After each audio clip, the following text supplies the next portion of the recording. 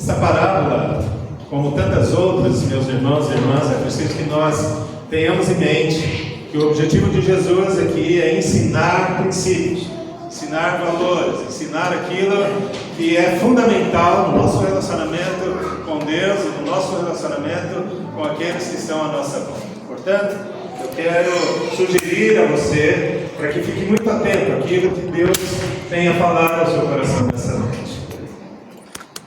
A parábola do administrador infiel.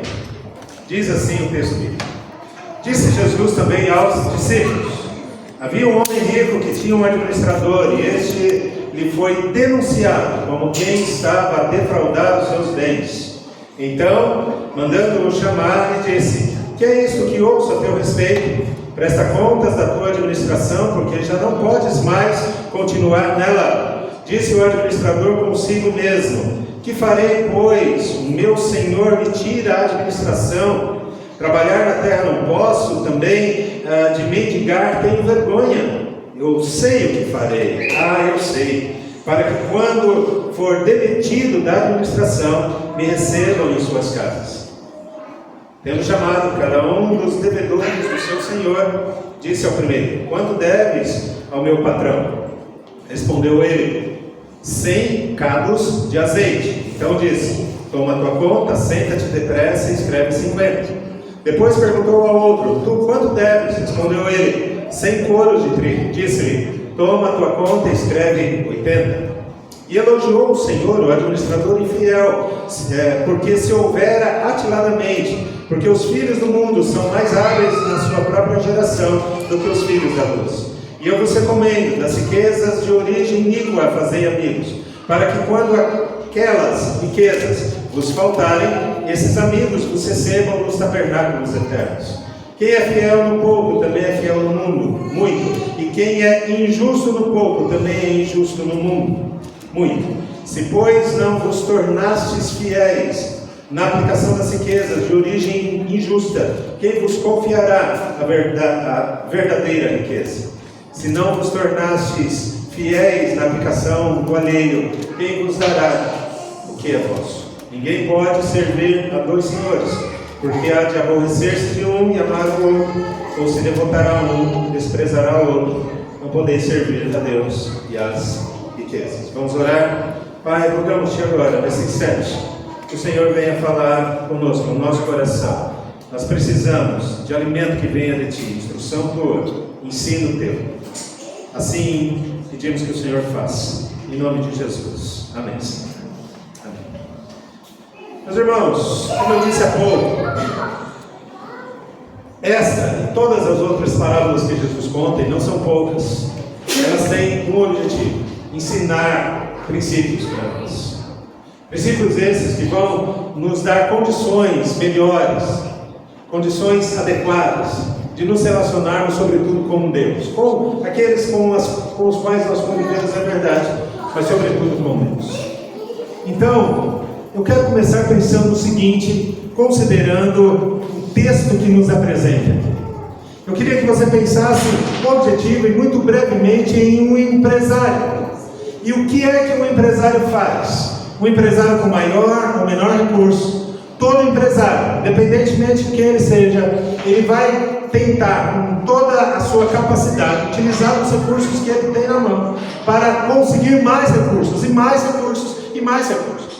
Nessa semana, um vídeo me chegou à mão, e aí contava a história de um homem muito simples, sem saber ler e escrever. E ele, então, é demitido, porque a empresa em que ele trabalhava, o lugar onde ele trabalhava, surge um novo patrão. Esse patrão tem exigências maiores do que o anterior, de, por exemplo, que aquele funcionário que estava na função dele precisava ler e escrever, ele não sabe fazer isso. Então ele tem uma ideia de começar a prestar auxílio a pessoas que não conseguiam fazer construções nas suas casas. E essas pessoas precisavam de instrumento, um martelo, um prego, alguma coisa nesse sentido. Então ele vai até uma cidade próxima, começa a trazer esses materiais, e aí as pessoas começam a requerer esse serviço dele. E aos poucos ele vai prosperando, e no final das contas ele se transforma num dos homens mais ricos da nossa geração, cujo sobrenome é Tramontina. Um homem que não sabia ler e escrever, um empresário que progride, cresce nos seus negócios e prospera, de maneira legítima, verdade. Pensou em um empresário assim como esse que eu acabei de descrever muito bem. Um empresário assim, que ainda não teve um encontro com o Senhor. Ele vai morrer. E quando ele morrer, toda a riqueza que ele angariou, tudo que ele construiu ao longo da sua vida, vai ficar aqui. Ele não vai levar absolutamente nada. Nada. Todo o investimento dele, correto, adequado, vai ficar aqui. Não vai alcançar a eternidade. Agora, eu queria que você prestasse muita atenção nisso. Esse texto, queridos, diz algo absolutamente diferente, talvez, de tudo aquilo que nós já ouvimos até hoje. Talvez.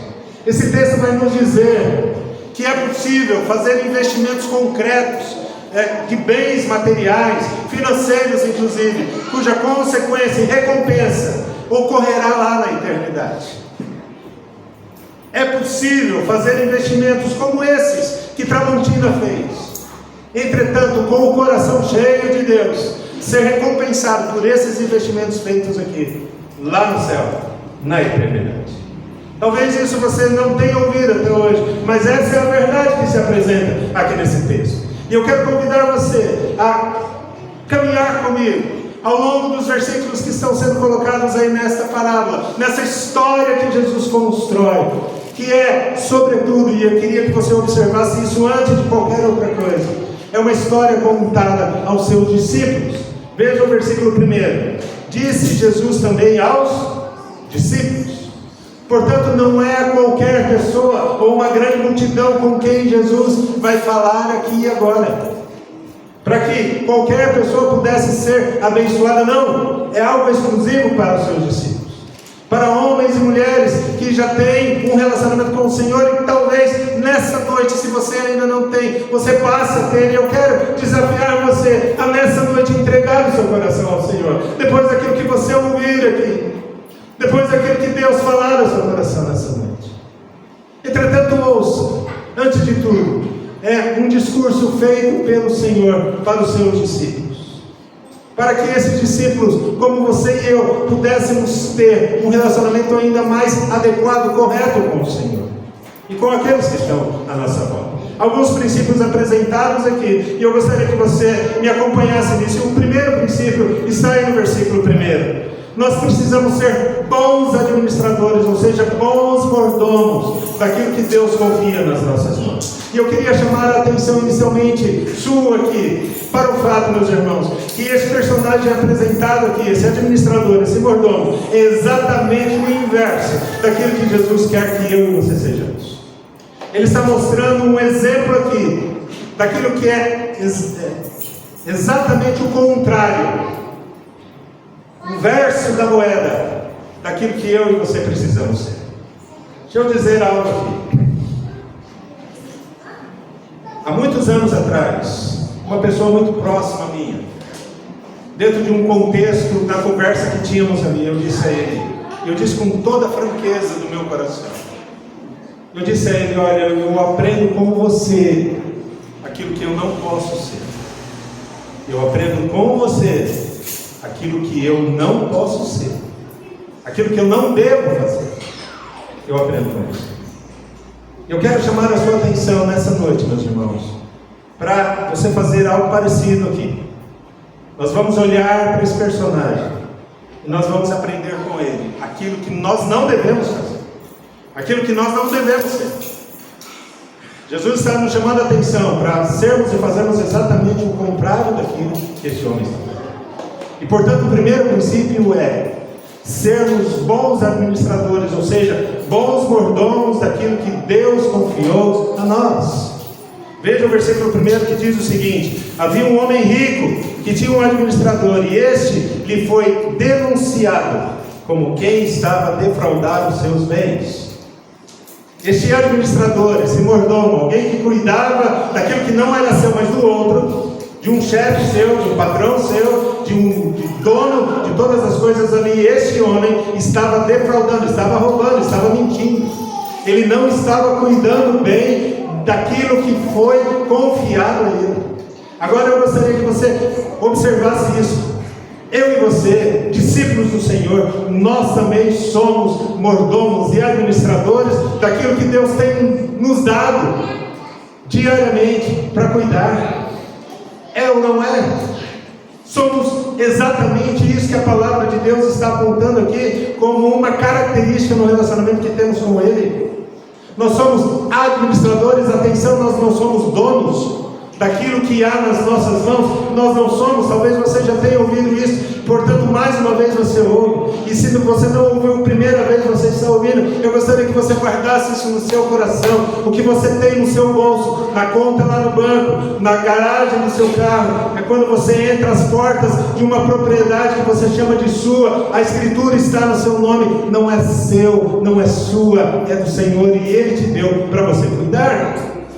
A sua família, esposa, filhos, marido, seus parentes, é para você cuidar.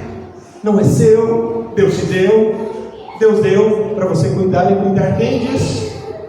A lista poderia ser imensa, eu fiz uma pequeniníssima lista aqui: dinheiro, bens, família, profissão, ministério, funções, cargos, o seu tempo. A gente diz no nosso tempo: meu tempo é curto, ou meu tempo é isso. Não é seu, é do Senhor, e Ele te deu para que você cuide dele e cuide bem dele. Então o primeiro princípio é esse: nós não podemos ser negligentes na administração desses recursos, porque eles não são nossos, é do Senhor. Alguém já disse em determinada ocasião: os bens do mestre não devem ser desperdiçados. Então vamos guardar esse primeiro princípio que está aí no primeiro versículo. Sejamos bons administradores, sejamos bons mordomos daquilo que Deus confiou a nós. Eu queria que você pensasse aí nesses segundos agora seguintes: quanta coisa você tem na sua mão? Quanta coisa! Quanta coisa! Lembre-se, você precisa cuidar bem de tudo. Da sua saúde, do seu corpo. Você precisa cuidar de tudo. É do Senhor, é dele, não é seu. Mas há um segundo princípio, vamos caminhar. Está lendo o versículo 2, e o princípio é esse: um dia nós prestaremos contas a Deus. Um dia nós prestaremos contas a Deus. Veja o versículo 2. Então, mandando-me chamar, lhe disse: que é isto que ouço a teu respeito? O patrão estava perguntando. Vá, preste contas da tua administração, porque já não podes mais continuar nela. E a expressão que eu destaco aqui, meus irmãos, é: presta contas. Estas coisas todas que estão nas suas mãos não são suas, e você precisa prestar contas. Você precisa apresentar um relatório daquilo que está contigo e o que é que você vem fazendo com essas coisas. Preste contas. Veja, o homem rico daquela parábola chama o administrador a fazer isso, apresentar diante de si aquilo que ele vinha fazendo. Há algo aqui de extremo constrangimento para aquele homem. Há algo aqui. Veja, talvez, isso é uma inferência apenas, talvez aquele homem não esperava por isso. Ele não sabia que existiam pessoas que o estavam observando, e é preciso que você tenha isso em mente também. Hoje de manhã, na aula que tivemos aqui na Escola Dominical, na classe Nova Aliança, falávamos um pouco a respeito disso, da observação que existe diariamente sobre as nossas vidas. Todo o tempo, todos os dias, em cada minuto, em cada momento, estamos sendo observados, estamos sendo julgados. Eu já disse isso aqui inúmeras vezes, vou repetir para que não haja dúvida. Muita gente diz assim, talvez você já tenha ouvido e dito inclusive: a julgar, ninguém pode julgar ninguém. Isso é uma mentira do diabo, isso é uma mentira do inferno, porque as escrituras sagradas dizem sim que é para julgar a critério, com prudência, com sabedoria, com discernimento, mas o julgamento deve acontecer. Até porque isso é natural. Agora observe, é preciso que você e eu nos lembremos que o tempo todo estamos sendo observados, olhados, julgados. As pessoas fazem avaliação a nosso respeito a cada minuto, meus irmãos. E nenhum de nós escapa dessa realidade. Este homem, esse administrador aqui dessa história, ele talvez não tenha se apercebido dessa realidade, e ele é surpreendido no momento em que se pede contas daquilo que estava nas suas mãos. Agora atenção, esse dia vai chegar. Esse dia vai chegar, inevitavelmente. E sabe qual é esse dia? O dia em que estaremos diante do tribunal de Cristo.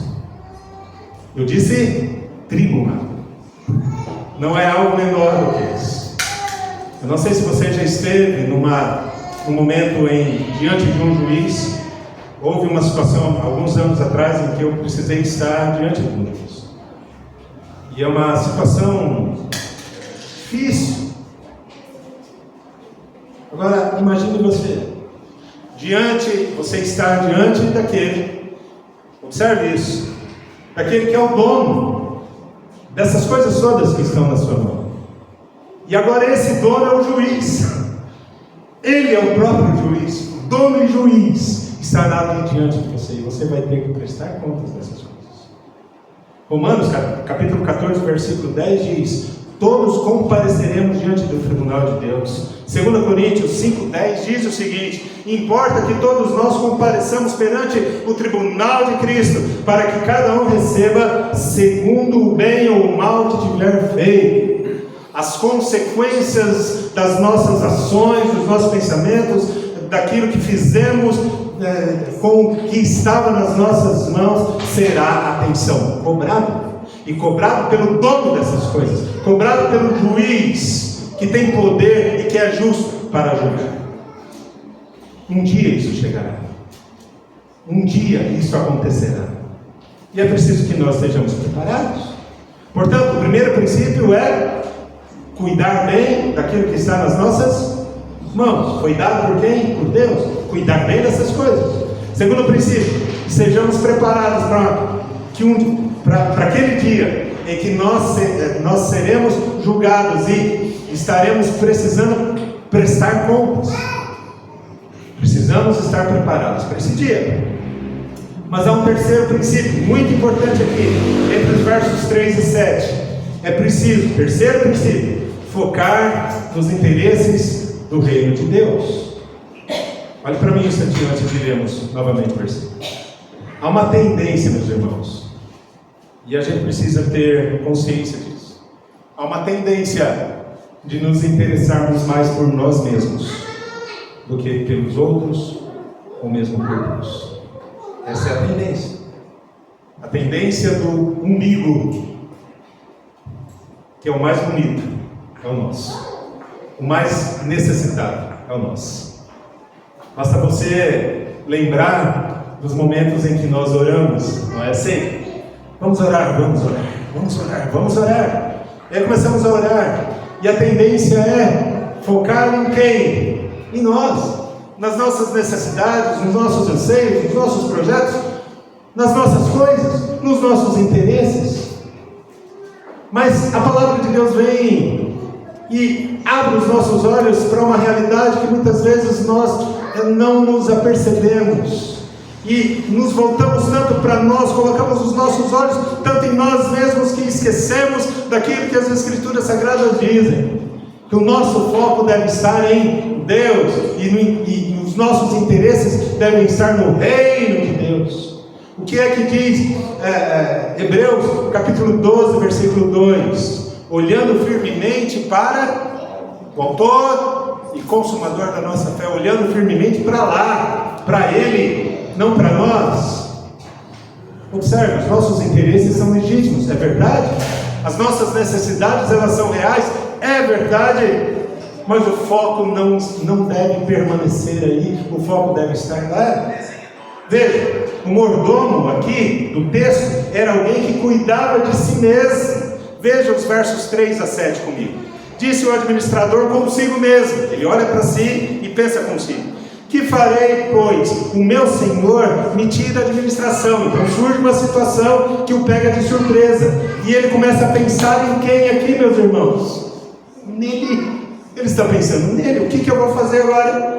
Então ele diz: trabalhar na terra eu não posso, mendigar eu tenho vergonha.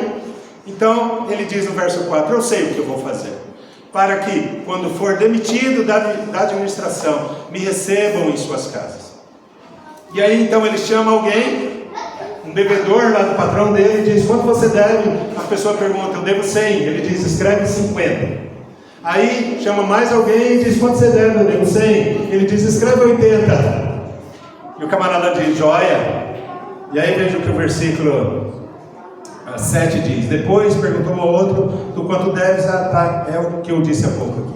Veja, o que é que nós temos aqui nesses versículos, meus irmãos? Alguém preocupado consigo mesmo, olhando os seus próprios interesses. Ele não se preocupava com os interesses do seu patrão, apenas em si mesmo, no seu bem-estar pessoal. E a gente pode apenas inferir aqui, o texto não diz isso, mas podemos inferir aqui que este homem, talvez, ele pensasse nele o tempo todo, desde que ele entrou naquele trabalho ali. Ele nunca pensou no patrão, ele sempre pensou em si, sempre. E agora, quando ele está em maus lençóis, ele não deixa de pensar em si, ele continua pensando em si, e numa saída para aquela situação, onde ele se desse bem. As negociações com os devedores revelam o caráter verdadeiro daquele homem. Ele era egoísta, era alguém que não tinha integridade, alguém que não era confiável. A situação quando aperta, o problema quando surge, a crise quando está presente, olhe para mim, exatamente nesses instantes em que o nosso caráter é revelado. Quando as coisas estão bem, é fácil maquiar as situações, é fácil colocar uma máscara, mas diante de uma crise, diante de um problema sério, aí sim a verdade se desnuda. Porque não há como se esconder. A dor está presente ali, o sofrimento diante de si. E esse homem mostra quem de fato ele é: egoísta, pensando em si próprio. E aquele patrão que havia recebido a denúncia, agora ele tem certeza, é uma pessoa que não é, talvez nunca tenha sido confiável. Mas o interessante aqui, eu quero destacar isso, meus irmãos, entre os versos 5 e 7, é constatar aqui que sempre há cúmplices para aqueles que são infiéis e desonestos. Nós temos aqui, meus irmãos, não apenas uma pessoa, mas aqueles que receberam a proposta de pagar menos a dívida, aceitaram a proposta, porque era bom para eles também. E eles disseram para o administrador infiel: joia, eu aceito o que você está sugerindo, eu quero pagar menos, eu também quero me dar bem. E eu queria que você então considerasse isso, meus irmãos. Crentes em Jesus Cristo sempre é minoria, aqueles que são fiéis ao Senhor sempre será minoria, porque a maioria anda na mesma direção, caminha com o mesmo tipo de caráter, se dão bem nisso, se acertam nos seus acordos e nos seus conchavos. Porque no final das contas, o interesse é sempre em si próprio, em si mesmo, em sempre olhar para aquilo que são as suas próprias necessidades. O outro deixa para lá. Se for possível, eu faço alguma coisa. Se não, quem está em primeiro lugar na minha lista de interesses sou eu. Agora veja, se lembre daquilo que Jesus diz quando ele resume os 10 mandamentos lá do Velho Testamento. O resumo são 2 mandamentos, cujo final das contas é o outro sempre: amar a Deus sobre todas as coisas e ao próximo como a si mesmo. O eu fica para depois, é sempre Deus em primeiro lugar e o outro, a si, os seus interesses para depois. Veja, meus irmãos e irmãs, que Jesus está mudando a chave, fazendo uma virada ontológica na mente de pessoas.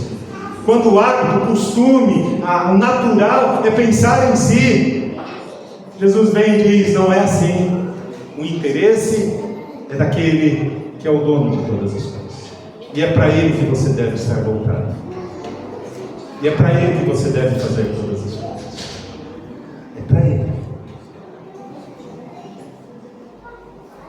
Nosso procedimento, meus irmãos, como mordomos de Cristo, deve ser, portanto, diametralmente oposto, contrário àquilo que esse administrador da parábola aqui faz. O nosso foco, atenção a isso, deve estar no interesse do Mestre.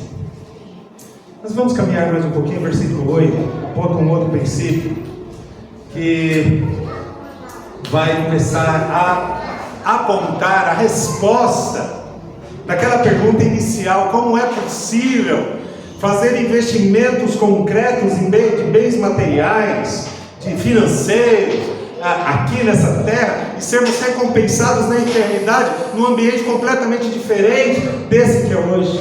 Versículo 8 começa a dar uma resposta a isso. Veja, versículo 8 tem esse princípio: sejamos prudentes à luz das Escrituras Sagradas. É preciso ser prudente nas nossas ações, de administradores que somos, daquilo que está nas nossas mãos. Me acompanhe, por favor.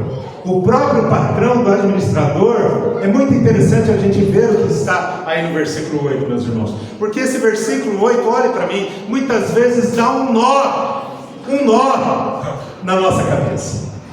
O versículo 8 mostra que o patrão do administrador elogiou aquele homem que o enganou, que mentiu, que defraudou. Veja o versículo 8.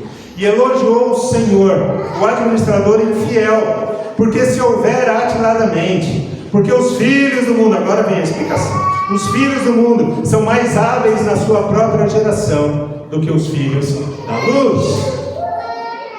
O que é que Jesus está tentando nos mostrar aqui, meus irmãos? Com algo que nos parece incompreensível, como é que alguém que defrauda, que mente, que rouba, que engana, que pensa só em si, que é mau caráter, como que alguém assim pode ser elogiado? Isso aqui é algo que Jesus está contando. Observe, Jesus Cristo não está elogiando aqui a trapaça, mas está elogiando a astúcia daquele mordomo, da ação correta que ele teve, pensando no que? No futuro dele. Ele não estava pensando no futuro, ele estava pensando lá na frente. Então, de maneira astuta, e agora estou utilizando essa expressão no sentido positivo, de maneira hábil, ele pensa lá no futuro, no que vai ser depois, quando ele não tiver mais os recursos que ele tem agora. O que é que ele vai fazer depois? Então ele já toma providências para ter o que comer, o que vestir, onde morar, ele ter benefícios depois. Ele pensa nisso, no futuro. Agora olha, eu e você precisamos pensar no futuro também. Muitos de nós aqui fazemos aplicação na poupança, fazemos? Faz lá algum tipo de investimento. Por que a gente faz isso? Por que alguns de nós guardamos 5, 10, 20% por mês lá, pensando em algum problema futuro? Isso fazemos porque estamos pensando em guardar para sermos beneficiados lá na frente. A palavra de Deus aponta algo parecido com isso. Olha para mim, é preciso pensar lá na frente. E não há problema nenhum, portanto, em investir, fazer os investimentos certos aqui, pensando lá na frente, porque lá na frente a Bíblia diz que nós seremos recompensados. Daqui a pouco a gente vai entender melhor isso. Mas é exatamente essa astúcia, essa habilidade que está sendo elogiada pelo patrão dele e por Jesus aqui. Veja, a Bíblia, na linguagem de hoje, é uma das versões que nós temos atualmente, destaca essa esperteza aqui do mordomo. Lá no versículo 8 da linguagem de hoje diz: o patrão desse administrador desonesto, do mordomo desonesto, o elogiou pela sua esperteza, pela sua astúcia. Jesus refere-se aqui à astúcia do mundo para ensinar uma lição de prudência espiritual. O mundo muitas vezes se previne de antemão, e Jesus então destaca a capacidade de prever e agir daquele homem. Veja, meus irmãos, prudência, previsão e ação estão presentes nos homens bem-sucedidos do mundo, mas muitas vezes essas habilidades estão ausentes nos discípulos de Jesus Cristo. É preciso que nós também usemos as nossas habilidades na esfera espiritual, não para enganar ou ter vantagem, sejam elas quais forem aqui. Observe o que eu estou dizendo.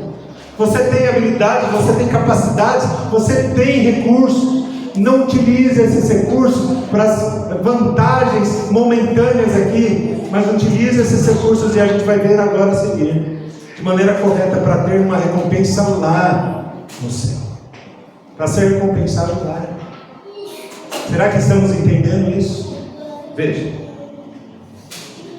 esse é o quarto princípio: sejamos prudentes, meus amigos. O texto, só voltando aqui no versículo 8, diz o seguinte: porque o administrador infiel foi elogiado porque se houver atiladamente, ou seja, de maneira discreta. A palavra atiladamente aí significa discretamente, sem que as pessoas percebessem.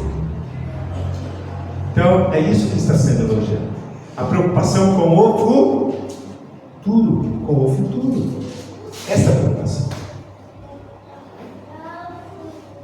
Quinto princípio, versículo 9, e aí nós temos a resposta a essa pergunta: como é possível investir aqui e termos resultados lá no céu? Veja, versículo 9: e eu vos recomendo, das riquezas de origem iníqua fazei amigos, para que, quando aquelas riquezas vos faltarem, esses amigos vos recebam nos tabernáculos eternos. O que é que nós temos aqui, meus irmãos? Um homem investindo no presente para colher no futuro. O que Jesus está dizendo aqui agora é que nós, discípulos do Senhor, temos algumas coisas a aprender com aqueles que são iníquos, com riquezas ilícitas. Há um princípio aí que nós precisamos aprender de investimento para sermos recompensados lá na frente, na eternidade no céu. Veja, o administrador desonesto aqui, ele usa da sua posição para ganhar amigos que o beneficiassem quando ele fosse despedido. Amigos, gente que o ajudaria lá na frente. Não é isso que o texto diz? Ficou claro isso para todos nós aqui? Ele consegue amigos quando ele faz aqueles acordos lá: olha, você paga menos e aí você me ajuda lá na frente, beleza? Tudo certo? Todos concordam. Então agora ele tem uma segurança lá na frente, ele tem gente que vai o apoiar quando ele precisar lá na frente. Agora veja, aqui nós temos um princípio interessantíssimo. Nós devemos também usar os nossos recursos. Que recursos que eventualmente nós temos? Podemos ter alguma influência, alguma posição de destaque, algo que seja instrumento das nossas mãos e que podem ser úteis para nós junto com outras pessoas, de maneira correta, lícita e legítima. Veja, usar essas coisas para fazer amigos, de forma que quando não mais estivermos nesse mundo, ou seja, quando estivermos lá diante do tribunal de Cristo, esses nossos amigos que foram angariados aqui, eles serão lá na eternidade a nossa testemunha.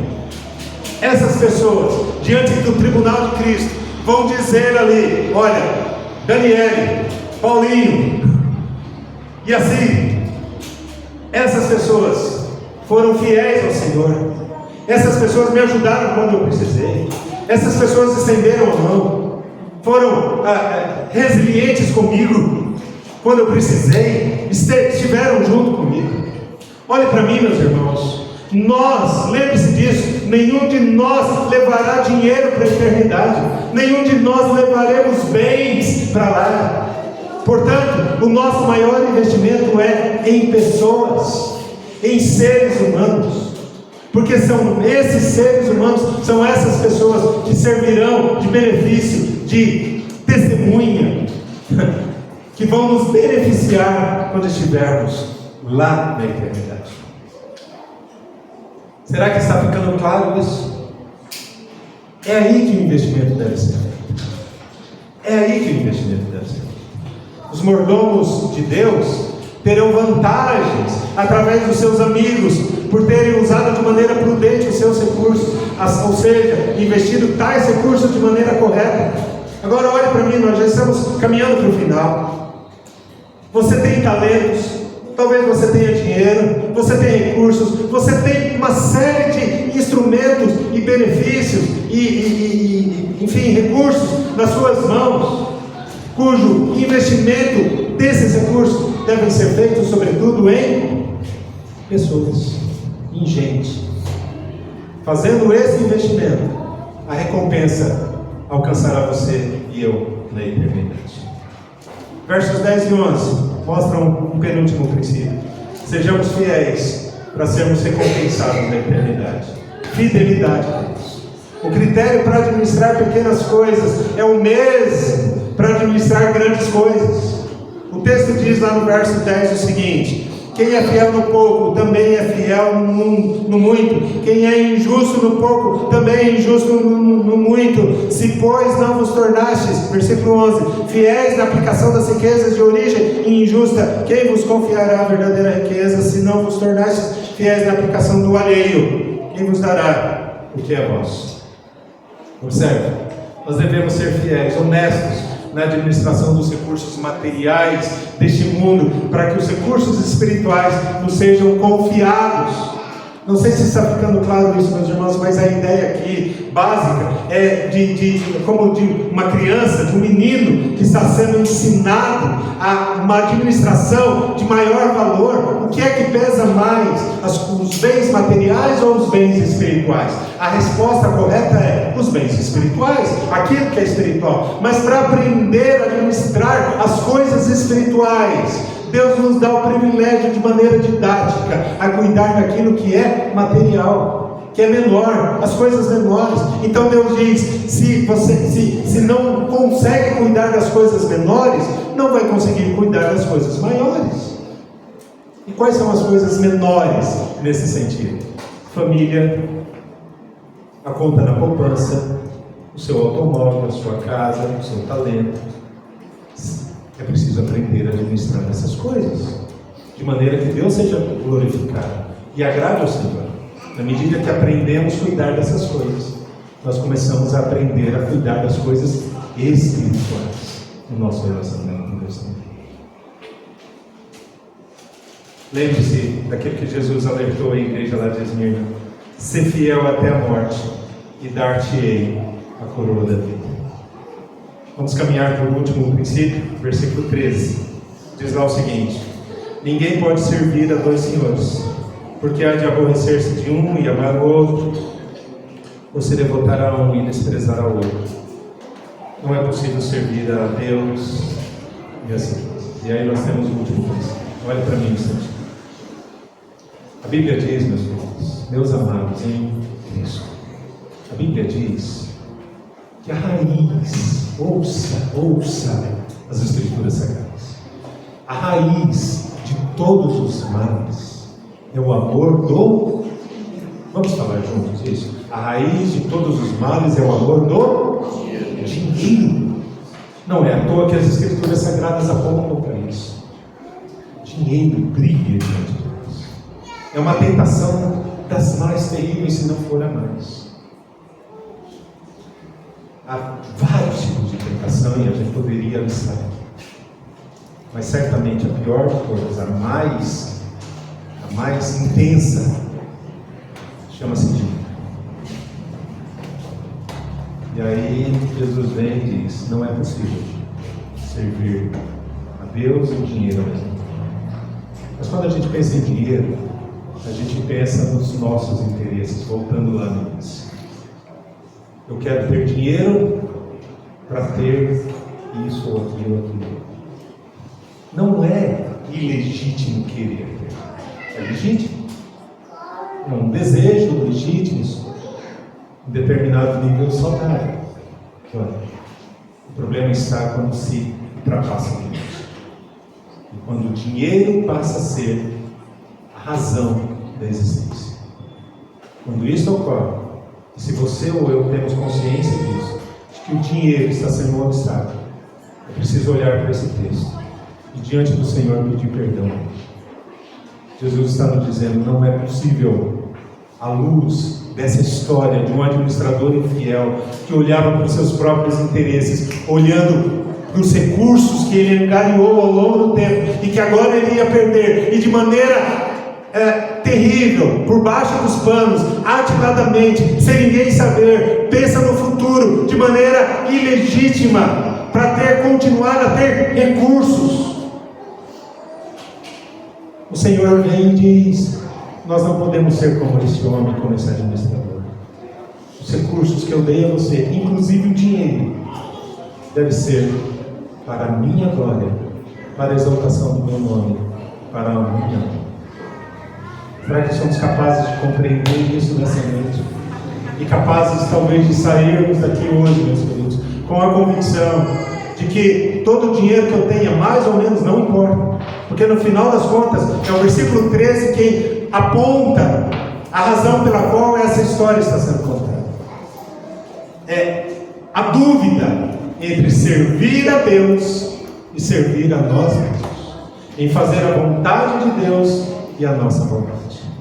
Então eu quero terminar este momento perguntando a você. Eu quero muito que você responda no seu coração. Você não vai mexer os seus lábios, mas a sua mente precisa ser trabalhada agora. E eu espero muito que o Espírito Santo trabalhe em você. A pergunta é: você quer fazer a vontade de Deus? Você quer fazer a sua vontade? Os seus interesses maiores são os interesses do Senhor ou são os interesses pessoais? Ainda que legítimos. Você pode dizer para mim: pastor, mas são legítimos. Legítimo maior, ou a legitimidade maior, é aquilo que as Escrituras Sagradas dizem. Você e eu precisamos viver essa vida pensando no nosso chefe, no nosso patrão, no dono de todas as coisas que temos nas nossas mãos. Lembre-se, o que há nas nossas mãos não é nosso, é do chefe, é do dono, é de Deus, é dele. E Ele requer que nós cuidemos muito bem disso. E que as nossas ações aqui, enquanto estivermos aqui, sejam ações cujo interesse é o dele e não nosso. Invista os recursos que Deus deu em você, deu para você. Invista em gente, em seres humanos. Invista em pessoas, para que essas pessoas sejam a sua recompensa quando você estiver na eternidade. Deus nos abençoe e Deus nos faça compreender esse desafio.